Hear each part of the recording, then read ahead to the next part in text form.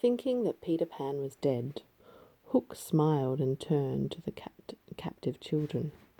"Which will it be, join my crew or walk the plank?" Wendy spoke up bravely. "Captain Hook, we will never, ever join your crew."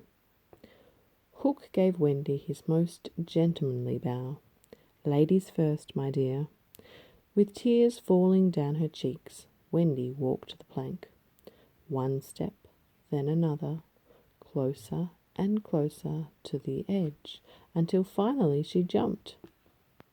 "Captain," said Smee, confused. "There was no splash."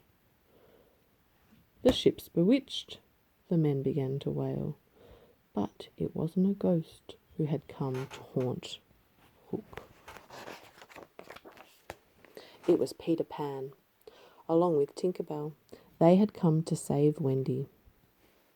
"This time you've gone too far, Hook," shouted Peter Pan as he flew up onto the rigging.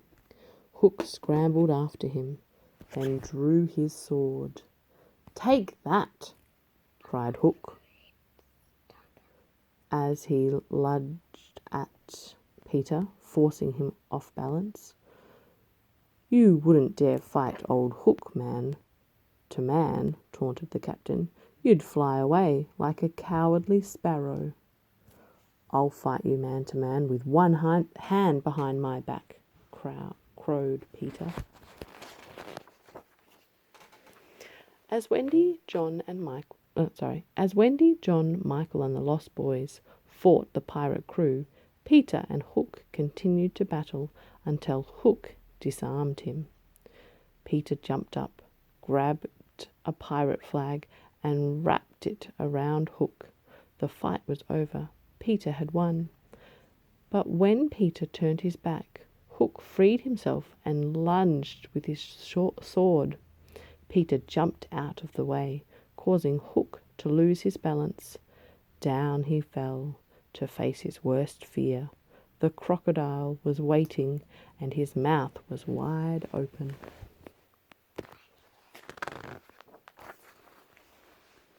Hook emerged between the crocodile's jaws, screaming for Smee to come and rescue him. Smee and the other pirates had all taken refuge in a rowboat and were rowing away as fast as they could. Captain Hook leapt out of the crocodile's jaws and started swimming after his crew, with the crocodile close behind him.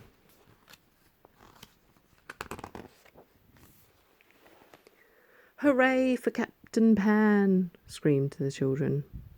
"All right, you swabs," said Peter Pan with his brand new crew. "We're casting off. Let's sail for London." Wendy smiled. "Hoist the anchor," cried Peter. "Tink, let's have some pixie dust." Tinker Bell flew all around the ship, sprinkling her magical dust as she went. Then up, up, up went the ship, and as it rose, it began to glow like gold. Wendy was sad to be leaving Neverland, but she was excited to be going home.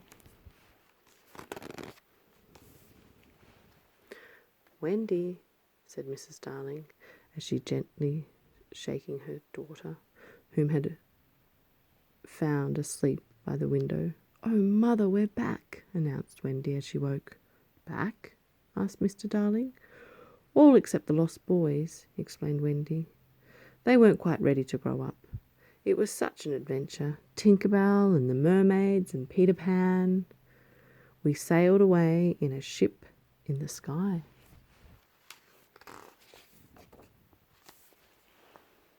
"Mary," said Mr. Darling, not sharing Wendy's excitement at all, "I'm going to bed."